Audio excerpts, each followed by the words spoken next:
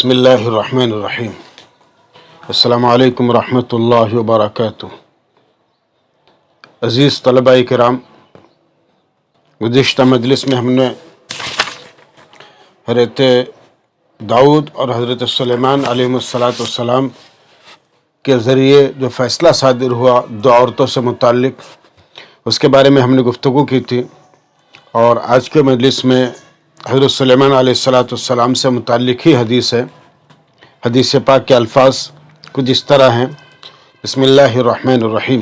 وعنہ قال قال رسول اللہ صلی اللہ علیہ وسلم قال سلیمان لأطوفن الليلة على 90 امرأة وفي رواية ب100 امرأة كلهن تأتي بفارس يجاهد في سبيل الله، فقال له الملك قل إن شاء الله، فلم يقل ونسي، فطاف عليهن فلم تحمل منهن إلا امرأة واحدة جاءت بشق رجل وأيم الذي نفس محمد بيده لو قال إن شاء الله لجاهدوا في سبيل الله فرسانا أجمعون، متفق علیہ۔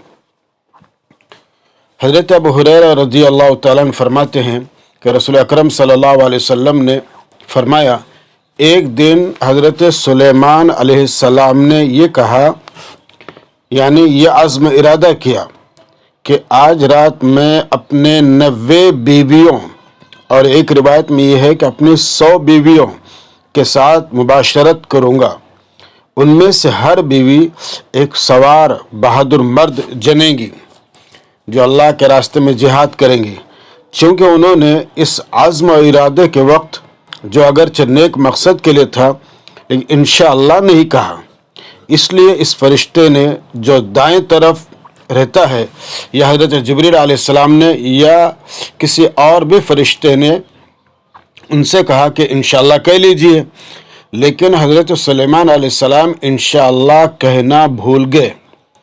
پھر انہوں نے اپنے ارادے کے مطابق ان سب بیویوں کے ساتھ مباشرت کی، اور ان میں سے صرف ایک عورت کے علاوہ کوئی بھی امید سے نہیں ہوا، اس نے بھی آدھا مرد یعنی ناقص الخلقہ بچہ جنا۔ اور پھر حضرت صلی اللہ علیہ وسلم نے فرمایا کہ قسم اس ذات کی جس کے دست قدرت میں محمد صلی اللہ علیہ وسلم کی جان ہے، سلیمان علیہ السلام اگر انشاءاللہ کہہ لیتے تو یقیناً ہر عورت سے بیٹا پیدا ہوتا، اور وہ سب اللہ کے راستے میں جہاد کرتے اور سوار بہادر مرد ثابت ہوتے۔ بخاری و مسلم۔ اب اس روایت کے ذیل میں مختلف لوگوں نے اپنے اپنے اسلوب اور انداز کے اعتبار سے باتیں کہی ہیں۔ حضرت صاحب توضیحات نے لکھا ہے کہ بمائہ، یعنی ایک رات میں 100 بیویوں سے مقاربت کروں گا، مباشرت کروں گا، تاکہ 100 مجاہد پیدا ہو کر اللہ کے راستے میں جہاد کریں گے۔ فرشتے نے کہا انشاءاللہ کہہ لیجئے، مگر وہ نہ کہہ سکے تو ایک ناقص بچہ پیدا ہوا، اس کے علاوہ کچھ نہ آیا۔ اس کو خادمہ نے اٹھایا اور لا کر تخت سلیمانی پر رکھ دیا۔ سلیمان علیہ السلام کو تنبہ ہوا کہ یہ کیا ہو گیا۔ یہ حدیث قرآن کی آیت وَأَلْقَيْنَا عَلَى كُرْسِيِّهِ جَسَدًا کی تفسیر ہے، اور اسی طرح سے بہت سے مفسرین نے لکھا ہے اور محدثین نے بھی۔ حضرت صاحب مظاہر حق دامت رحمت اللہ علیہ نے لکھا ہے کہ انشاءاللہ کہہ لیجئے، یہ فرشتے نے کہا، اور اس سے یہ بھی ظاہر ہوتا ہے بچوں کہ انشاءاللہ کہنے کی طاقت اور اس کی اہمیت کتنی ہے۔ جب بھی کوئی ارادہ کیا جائے یا کام کرنے کا قصد کیا جائے تو انشاءاللہ کہہ کر اپنے ارادے کو مضبوط کر لینا چاہیے۔ اس کا مطلب یہ ہے کہ میں جو بھی کام کروں گا اگر خدا نے چاہا تو یہ کام ہوگا، اور اگر خدا نے نہیں چاہا تو نہیں ہوگا۔ لیکن عام طور پر نیک کام اللہ کروا دیتے ہیں، بلکہ نیک کام کے تکمیل میں اللہ برکت دے دیتے ہیں۔ اور یہ کہنا ضروری اس لیے ہوتا ہے کہ خدا کے چاہے بغیر کوئی بھی چیز وجود میں نہیں آتی۔ قرآن کریم کی ایک آیت ہے جس کو آپ بھی جانتے ہیں، وَمَا تَشَاءُونَ إِلَّا أَن يَشَاءَ اللَّهُ وَمَا تَشَاءُونَ إِلَّا أَن يَشَاءَ اللَّهُ۔ جب تک اللہ نہ چاہے بندہ کوئی کام نہیں کر سکتا اور نہ تم کام کر سکتے ہو۔ تو لہٰذا اس فرشتے نے حضرت سلیمان علیہ السلام کو گویا یاد دلایا کہ آپ نے جو عزم ارادہ کیا ہے اس کو خدا کی مشیت سے وابستہ نہیں کیا، جس کی وجہ سے اس عزم اور ارادہ غیر یقین ہو گیا اور کام نہیں بن سکا۔ اور پھر آپ انشاءاللہ کہہ لیجئے، جیسا کہ شرح حدیث یا شرح مشکات محدث عصر شیخ عبدالحق رحمۃ اللہ علیہ نے لکھا ہے اس حدیث پاک کے ذیل میں کہ حضرت سلیمان علیہ السلام نے بات سننے کی ہے، اور اہم بات ہے کہ حضرت سلیمان علیہ السلام نے نہ صرف یہ کہ بھول جانے کی وجہ سے اس وقت انشاءاللہ نہیں کہا جب فرشتے نے انہیں یاد دلایا تھا، بلکہ بعد میں بھی نہیں کہا۔ بہت یہ اہم بات ہے۔ یہ ملا علی قاری رحمۃ اللہ علیہ نے اس موقع پر لکھا ہے کہ حضرت سلیمان علیہ السلام نے فرشتے کے کہنے کے باوجود انشاءاللہ اس لیے نہیں کہا کہ وہ یہ سمجھے کہ جب دل میں انشاءاللہ کی نیت کر لی ہے تو زبان سے انشاءاللہ کہنا ضروری نہیں۔ اس اعتبار سے نسیہ کا لفظ علم کے معنی میں ہو گیا۔ اور حدیث پاک کے آخری الفاظ سے یہ معلوم ہوتا ہے کہ حضرت سلیمان علیہ السلام کا انشاءاللہ نہ کہنا ان کی لغزش قرار پایا، جس کا ان کو بھی احساس ہوا، اور یہ حق تعالیٰ کی طرف سے ان کے لیے ایک ابتلا تھا، آزمائش تھی۔ اس لیے انہوں نے بعد میں اللہ تعالیٰ کے حضور اپنی اس لغزش کا اعتراف کیا، اقرار کیا، توبہ کی، استغفار کیا، جیسے کہ قرآن کریم کے آیت کے اندر بھی آپ کے اس سے واضح ہوتا ہے۔ بہرحال حدیث سے یہ ثابت ہوتا ہے کہ کسی بھی کام کے عزم ارادے کے وقت انشاءاللہ کہنا نہ صرف ضروری ہے بلکہ بہت ضروری ہے، اور اسی کے ذریعے سے کام میں برکت بھی آتی ہے۔ اس لیے قرآن نے کہا وَلَا تَقُولَنَّ لِشَيْءٍ إِنِّي فَاعِلٌ ذَلِكَ غَدًا إِلَّا إِن يَشَاءَ اللَّهُ وَلَا تَقُولَنَّ لِشَيْءٍ إِنِّي فَاعِلٌ ذَلِكَ غَدًا إِلَّا إِن يَشَاءَ اللَّهُ۔ اس لیے ہر کام کے اندر انسان کو انشاءاللہ کہنا چاہیے جو نیک اور جائز کام ہے، تاکہ اس کے ذریعے سے کام کے اندر خوبی پیدا ہو سکے اور کام کے اندر برکت آ سکے، اور ایک مستقل فضیلت ہے۔ آگے کی چھوٹی سی روایت ہے، وعنہ ان رسول اللہ صلی اللہ علیہ وسلم قال کان زکریا نجارا۔ حضرت ابو ہریرہ فرماتے رضی اللہ تعالیٰ عنہ کہ رسول اکرم صلی اللہ علیہ وسلم نے فرمایا حضرت زکریا نجار یعنی بڑھئی تھے۔ مطلب یہ کہ وہ بڑھئی کا کام کرتے تھے اور اپنی روزی اپنے ہاتھ کی محنت سے پیدا کرتے تھے۔ بس اس حدیث میں جو اوپر حضرت داؤد علیہ السلام سے متعلق گزرا ہے، یہ دلیل ہے کمانا، محنت و مشقت کے ذریعے اپنا حلال رزق حاصل کرنا، یہ انبیاء کی سنت رہی ہے۔ اس لیے انسان کو دو باتیں معلوم ہوئی کہ ایک تو اوپر کے حدیث میں کہ اپنے کسی بھی جائز، نیک، مستحسن، اچھے کام میں انشاءاللہ کہنا نہ بھولنا چاہیے، اور دوسری بات یہ ہے کہ انسان کو حتی المقدور اس بات کی کوشش کرنی چاہیے کہ اپنے ہاتھوں کی کمائی سے کھانا چاہیے۔ اس کے بعد کی روایت ہے حضرت عیسیٰ اور حضرت صلی اللہ علیہ وسلم کا باہم قرب اور تعلق بتانے میں، وعنہ قال رسول اللہ صلی اللہ علیہ وسلم انا اول الناس بعیسی ابن مریم فی الاولى والآخرہ، الانبیاء اخوة من علات وأمهاتهم شتى ودينهم واحد وليس بيننا نبي، متفق علیہ۔ حضرت ابو ہریرہ فرماتے رضی اللہ تعالیٰ عنہ کہ رسول اکرم صلی اللہ علیہ وسلم نے فرمایا دنیا اور آخرت میں یا آغاز و انجام میں حضرت عیسیٰ سے سب سے زیادہ قریب اور متعلق میں ہوں، سب سے زیادہ قریب اور متعلق میں ہوں، اور تمام انبیاء آپس میں سوتیلے بھائی ہیں جن کا باپ ایک ہے اور مائیں الگ الگ ہیں، ان سب کا اصل دین ایک ہے، اور ہمارے یعنی میرے اور عیسیٰ کے درمیان کوئی نبی نہیں ہے۔ رواہ، یہ مسلم اور بخاری شریف کی روایت ہے۔ اس کا مطلب یہ ہے کہ حضرت عیسیٰ علیہ السلام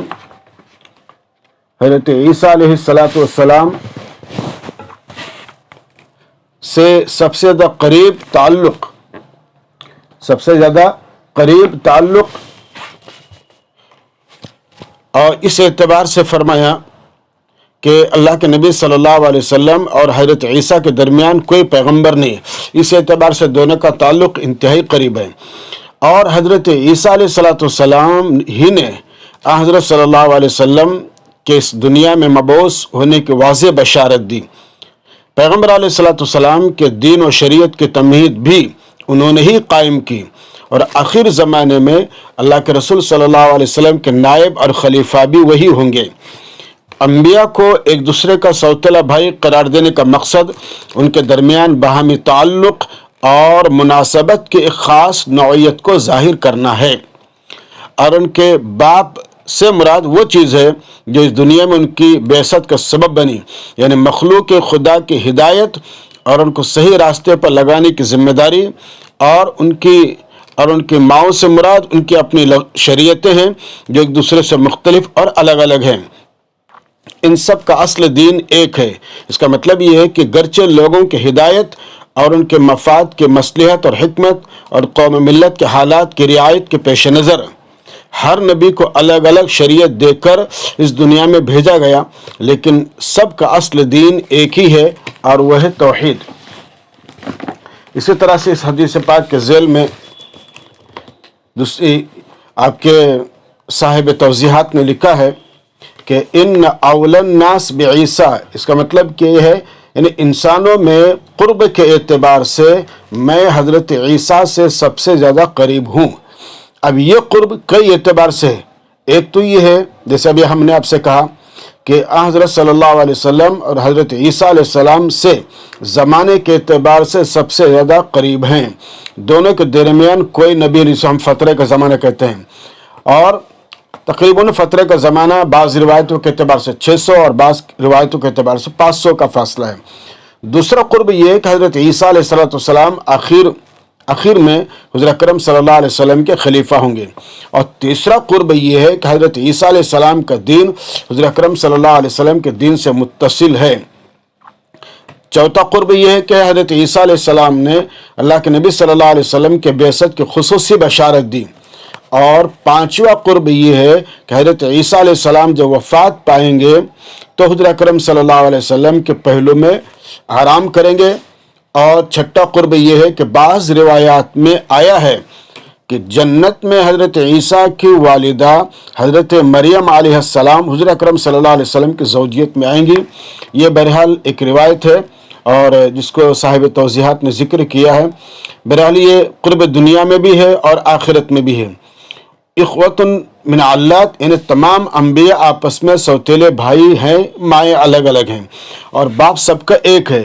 یہ کلام تشبیہ پر محمول ہے، لہٰذا باپ سے مراد ان تمام انبیاء کا وہ دین اور توحید ہے جس پر سب متفق اور متحد ہو کر آئے ہیں۔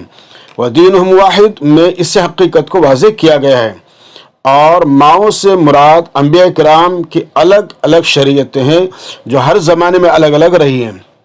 ملا علی قاری رحمۃ اللہ علیہ فرماتے ہیں کہ وَالْمَعْنَى كَمَا أَنَّ أَوْلَادَ الْعَلَّاتِ أُمَّهَاتُهُمْ مُخْتَلِفَةٌ فَكَذَلِكَ الْأَنْبِيَاءُ دِينُهُمْ وَاحِدٌ وَشَرَائِعُهُمْ مُخْتَلِفَةٌ، جیسے کہ ہم نے ابھی آپ کو بتلایا ہے کہ ہر ایک کی شریعت الگ ہے، اور ان کے مفاد کی مصلحت اور قوم و ملت کے حالات کے اعتبار سے پیش نظر ہر نبی کو الگ الگ شریعت دے کر اس دنیا میں بھیجا گیا، لیکن سب کا اصل دین ایک ہی ہے، وہ توحید ہے۔ تو یہ اس حدیث پاک پر دو شارحین حدیث کے قول ہم نے آپ کو ذکر کیے ہیں۔ ہر ایک اپنے اعتبار سے لکھتا ہے، لیکن ہر ایک کے بعد بہرحال قریب ہی ہے، اور عربی شراح نے بھی تقریباً اسی کے قریب لکھا ہے۔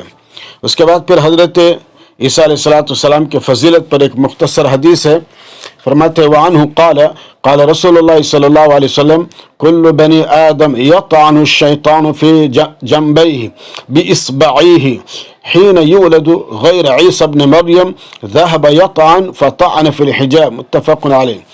حضرت ابو ہریرہ فرماتے ہیں رضی اللہ تعالیٰ عنہ کہ رسول اکرم صلی اللہ علیہ وسلم نے فرمایا جب بھی کوئی انسان پیدا ہوتا ہے تو شیطان اس کی دونوں کوکھ میں اپنی انگلیوں سے کونچا مارتا ہے، یعنی لیکن عیسیٰ بن مریم اس سے محفوظ رہے، اس نے ان کی کوکھ میں بھی کونچا مارنا چاہا تھا مگر وہ صرف پردے میں کونچا مار سکا، مسلم شریف۔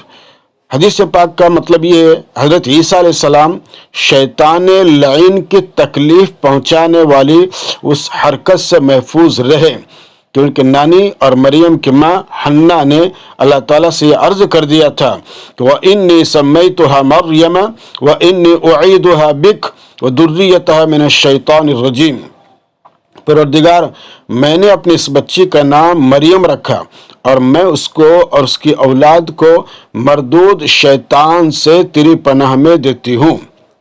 پردے سے مراد وہ جھلی ہے جس میں بچہ پیدائش کے وقت لپٹا ہوا ہوتا ہے اور جس کو عربی میں مشیمتن کہا جاتا ہے۔ مطلب یہ کہ شیطان نے اپنی عادت کے مطابق حضرت عیسیٰ علیہ السلام کی کوکھ میں بھی کونچا مارنا چاہا اور اپنی انگلیاں چلائی۔ اب یطعن الشیطان فی جنبہ باصبعہ حین یولد غیر عیسی ذہب یطعن فطعن فی الحجاب، اس نے اپنی انگلیاں تو چلائی لیکن وہ انگلیاں ان کے جسم تک نہیں پہنچ سکی، اسی جلد میں اٹک کر رہ گئی۔ اس طرح حضرت عیسیٰ علیہ السلام اس کی اذیت سے محفوظ رہے۔ واضح رہے کہ حدیث میں جو یہ فرمایا گیا کہ جب بھی کوئی انسان پیدا ہوتا ہے الآخری تو اس سے حضرت صلی اللہ علیہ وسلم مستثنی اور خارج ہیں۔ آپ صلی اللہ علیہ وسلم نے اپنے علاوہ اور تمام بنی آدم کے بارے میں یہ فرمایا، چنانچہ حضرت عیسیٰ علیہ السلام کی خود آپ کی ذات بھی شیطان کی ایذا رسانی سے محفوظ رہی۔ تو یہ حدیث پاک کے متعلق یہ کہا گیا ہے، اور آپ کے شراح حدیث نے اس سے متعلق یہ کلام کیا۔ مزید اور کلام ہے جس کو ہم طوالت کے اعتبار سے چھوڑے جا رہے ہیں، اور ایک دوسری روایت ہے جو باکمال عورتوں سے متعلق ہے، ہم اس حدیث پاک کا ترجمہ کیے دیتے ہیں اور مختصر توجہ اس کے ذیل میں آ جائیں گی۔ وعن ابی موسیٰ عن النبی صلی اللہ علیہ وسلم قال کمل من الرجال کثیر ولم یکمل من النساء إلا مريم بنت عمران وآسية امرأة فرعون وفضل عائشة على النساء كفضل الثريد على سائر الطعام، متفق عليه۔ وذكر حديث أنس يا خير البرية، وحديث أبي هريرة أي الناس أكرم، وحديث ابن عمر الكريم بن الكريم في باب المفاخرة والعصبية۔ اور حضرت ابو موسیٰ نبی کریم صلی اللہ علیہ وسلم سے روایت نقل کرتے ہیں کہ آپ صلی اللہ علیہ وسلم نے فرمایا مردوں میں تو بہت سے باکمال پیدا ہوئے جیسے انبیاء، خلفاء، علماء، اولیاء اللہ وغیرہ وغیرہ، لیکن عورتوں میں چند ہی کو باکمال ہونا نصیب ہوا، اور وہ مریم بنت عمران اور آسیہ زوجہ فرعون ہیں۔ نیز اور تمام عورتوں پر حضرت عائشہ رضی اللہ تعالیٰ عنہ کو وہ فضیلت حاصل ہے جو دوسرے کھانوں پر سرید کو، بخاری اور مسلم۔ حضرت انس کی روایت یا خیر البریہ، حضرت ابو ہریرہ کی روایت ای الناس اکرم، اور حضرت ابن عمر کی روایت الکریم ابن کریم الاخری باب المفاخرۃ والعصبیہ میں نقل کی جا چکی ہے۔ اس حدیث پاک کے ذیل میں لکھتے ہیں کہ الا مریم، یعنی سوال اٹھتا ہے کہ حصول کمال میں حضرت مریم علیہ السلام اور حضرت آسیہ علیہ السلام کو اول درجہ دیا گیا، تو پھر حضرت فاطمۃ الزہرا، حضرت عائشہ رضی اللہ تعالیٰ عنہ، حضرت خدیجہ الکبریٰ رضی اللہ تعالیٰ عنہ کا وہ عالی شان مقام کہاں چلا گیا؟ جب ان دونوں ہی عورتوں کو مقام ملے گا تو پھر یہ عورتیں ہیں؟ تو اس کا جواب صاحب توضیحات نے بڑا عمدہ دیا ہے۔ فرماتے ہیں کہ یہاں امم سابقہ کی عورتوں کی تکمیل کا ذکر ہے، یہاں امم سابقہ کی عورتوں کی تکمیل کا ذکر ہے، امت محمدیہ کی عورتوں کی شان کا بیان ابواب المناقب میں انشاءاللہ آئے گا. وہاں انشاءاللہ کسی قدر تفصیل کے ساتھ یا کسی قدر اعجاز کے ساتھ انشاءاللہ ہم بتانے کی کوشش کریں گے. اور دیگر علماء نے محدثین نے اس حدیث کے ذیل میں بہت لمبی گفتگو کی ہے، لیکن ہم اس گفتگو کو چھوڑے جا رہے ہیں، اس لیے ہم نے مختصراً میں سوال جواب کے طرز پر آپ کو بتانے کی کوشش کی. شاید آپ کے سمجھ میں بات آ گئی ہوں گی. اس کے بعد پھر آپ کے جناب فصل ثانی شروع ہوتا ہے. یہ انشاءاللہ ہم آئندہ سبق کے اندر یا آئندہ مجلس میں انشاءاللہ بیان کرنے کی کوشش کریں گے. اللہ مجھے اور آپ کو عمل کی توفیق عطا فرمائے. والسلام علیکم ورحمۃ اللہ وبرکاتہ. السلام عليكم. لا تنسوا الاعجاب بالفيديو والاشتراك في القناة تشجيعا لنا لنستمر بنشر المزيد إن شاء الله.